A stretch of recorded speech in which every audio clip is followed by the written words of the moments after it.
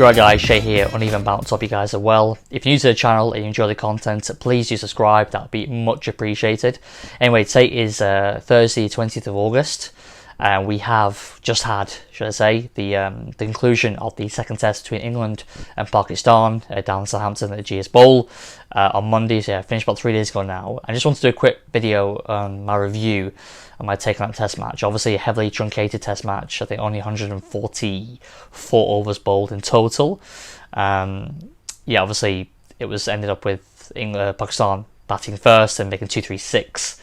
Top score Mohammad Rizwan, I think 72, 75 he made, and then Abid Ali scored a 60 and Babar Azam with 47. So obviously the lion's share of the runs, heavy majority of the runs are made, what was that, 70 to 175, 180, 236 made from 3 batsmen. So yeah, a lot of single digit scores there, but it was, you know, I have to give credit to Rizwan. Obviously it's his first tour in England, he's done very, very well, batted very well, sensibly in heavily overcast conditions, and really tailor-made for England, to be honest, especially with the bowling attack that they had. Speaking of English bowlers, obviously Broad and Anderson showing their worth to the team, even at this elderly age of well, Anderson just turned 38, hasn't he, and Broad's now 34.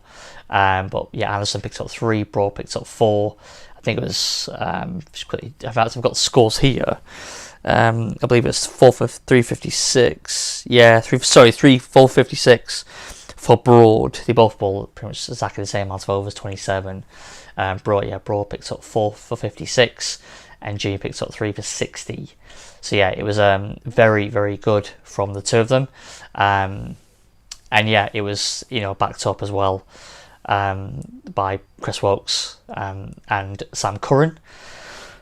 No bowling for Dominic Bess in this match again. Obviously he might as well had an opportunity in the second innings, but obviously it wasn't to be. The weather saw fit to that. I don't want to go into too much into the weather and the bad light. I've covered it enough, and there's been so much out there at the moment on that. I've done a video on it already, so if you want to check that out, you know, feel free. You know, I guess the last day, which obviously is a bit frustrating, wasn't it? We got a reasonable amount of play, and people felt like, what's really the point? Maybe shake hands on it. Well, there's always really a point in cricket for maybe not the overall match, but always for individuals. Unless you have a team that's absolutely flying and it's every player's at the top of the game, which is extremely rare, you'll always get players who want to get back on the park and either take some wickets or get some runs. And I think especially with England batting on that final day, there's very much a few of those guys who want to get in the runs. Obviously, like Crawley, who seems to be a bit more fallible than everyone else, doesn't seem to be spoken about in the same breath as like likes of well, especially Sibley and Pope, etc. Even Rory Burns to a certain extent. I feel like it's like Crawley's the most vulnerable out those kind of the new crop batsmen who are part of the setup, and you get to get into play. I mean, Zach Crawley obviously is a solid batsman. 53 in this test match, batted well, batted aggressively, came forward to Yasir Shah, and he showed how you can play against him and maybe take the attack to him. And it was really good to see, actually. You know, he looks part, doesn't he? He's huge, like 6'5" or something, but he's very nimble for a man that stature. He plays some good strokes as well, and so he played aggressive at I mean, not all the time, but you know, his strike rate was just over 50. But I thought he was solid at 3, and it was good to see, because if they can find out 3 that can play there consistently, then I think it will then help Root, obviously, to go back to 4 is where he wants to be. You know, the problem that you've got, that Stokes has to come back to the side. And if that happens, then if you don't push Pope to 3, then Crawley stays in the team, then the only person that makes way is either Burns or Sibley, one of the openers. I don't really see that. You're kind of trying to build a partnership between those two, left and right combination. Obviously know each other well from the sorry days together. So I think, you know, I think they'll probably want to stick with that. But, you know, I was happy with Zach Crawley. He did really well in this test match. And it doesn't do any harm. It obviously offers a lot of options to England to show that there's actually people, you know, batsmen waiting in the wings who can come in and perform. You know, I'm obviously set down Lawrence at some point as well, so it does pull pretty well for England, especially with Ben Stokes to come back into the team. But that's the same before about, you know, batsmen who probably want to find some runs. I mean, Dominic Sibley, I think he's got a natural thirst of runs the way he bats. And you know, it's funny because he batted, I think, reasonably slow. If I just check his his strike rate on that day. Yeah, I mean, it was 32 off 95, 34 strike rate. I mean, it was slow as usual, but, you know, it's funny because that's exactly what England needed, because they were never obviously going to lose the match, of course not, but the last thing they wanted is going into this third and final test match is to be like 125 for 8 or something, you know. I think all the momentum would have gone to Pakistan, as it showed it, as it, you know, ended up. It was at 110 for 4 for England, so it was fairly even steam, as you could say. I think I'd rather still be Pakistan, to be honest, coming off that day. But you know, the momentum would have gone very much to Pakistan if England got rolled in their middle order.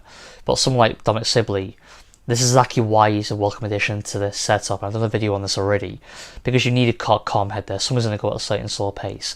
The ball was zipping around, you know. The trio of the fast balls with Afridi, Abbas and Shah all bowled really well.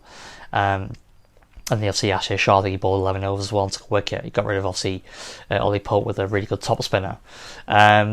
But, you know, I just think like someone like Sibley there, just to kind of, you know, a slow hand, just helps situations like this, you know. So I think I know he made 32, I know how he got out, obviously.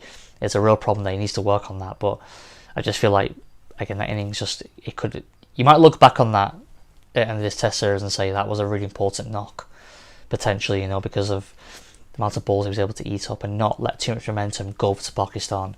And I think that's what these kind of matches, these days are about at the end, where it seems like nothing much to play for, and there's not a huge amount in the grand scheme of things, but there's a lot of subplots to it. And people like Crawley wants to show, listen, I can make it at this level, even though my stats for Kent are not great, I can make it at this level. And he's made runs in the past now. He's made runs against South Africa, against West Indies, and now against Pakistan. You know, he's a good player. He's a good player, and he's a good option for England. So I'm happy for him. Burns could have done with some runs. Obviously, he's failed again, like he did in the first Test match.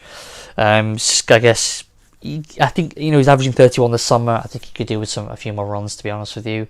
You know, I mean, he's having, you know, still only averaging 33. It's not a major deal. I mean, he's averaging 33. It's solid for now. After what we've experienced since Strauss retired, you know, we'll take a 33, you know. We'll take an average of a 33 with open arms sometimes, you know. I think, but it's quite sad, isn't it, really, as England fans, that we think that 33 is okay now, when the reality is we really want our openers to be nudging towards 40, both of them.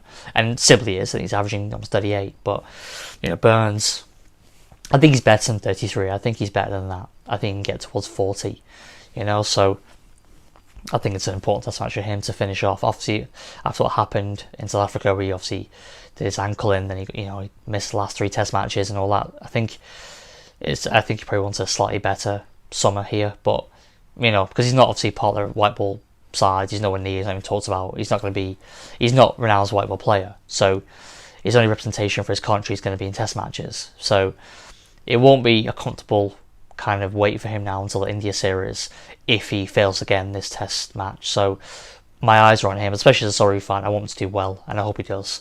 But yeah, anyway, back to the test match we just had. It was a good test. I mean, from what we saw, the play that we saw, it was, you know, hard, tough cricket for the batsmen. So yeah, it was a good test, and I just hope we can get something similar in this test match. We've had a thrilling first one. I think we've had a very good test match in the second one as well. If obviously barring the light and the rain, I think just the way the ball and attack shape up, I just think you're always going to get a result if you get a minimum of 4 days play, you know. So yeah, let's see how it goes. But yeah, it was a good test from what we saw, and we go on now to tomorrow, where we're going to have the final one. So yeah, I feel like I should really talk a bit more about this test match, make people stand out. I think, as I mentioned before, you know, the old-timers and Broad and Anderson really showing their worth, aren't they, with those 7 wickets between them, you know, and showing really, like, you know, when they go, Broad and Anderson, they're going to be missed. We are going to miss them massively. We always talk about now, like, the exit strategy for Anderson and Broad. I mean, Broad was dropped at the start of the summer, and George Dobell was saying how it's the beginning of the end. But look at it now, beginning of the end. No way. It's maybe the end of the beginning, but he's obviously got a lot left in him from what we can see. So who would have thought that, you know, Stuart Broad start the summer left out that interview he gave, and look at him now, undroppable, you know. Oh, it's just unbelievable how he's turned it around, isn't he? But yeah. Anyway, maybe it's the last time we'll see Jimmy at home. I hope not. I don't think so. But let's see how this test match pans out. Because again, will he go to India? If he doesn't, next year, India, will he be around? Will be open the bowling against Agarwal, etc. Ensuring these guys next summer, who knows? Anyway, it's for another conversation for another day. Anyway, guys, if you enjoy the content, please do like the video, share, comment, leave me a comment. Please leave me a comment. I'm always asking that. I'm getting a few more comments trickling through now, which is really good. And yeah, if you've got anything to add, am I wrong? Am I totally wrong what I've said? Does not really matter. Would you wish it was a kind of just a 40 over thrash to entertain the fans? Or are you happy that we got to see some proper cricket on that final day? Do let me know. And of course, if you enjoy the content, please do subscribe, and I will see you on the next one. All right, cheers.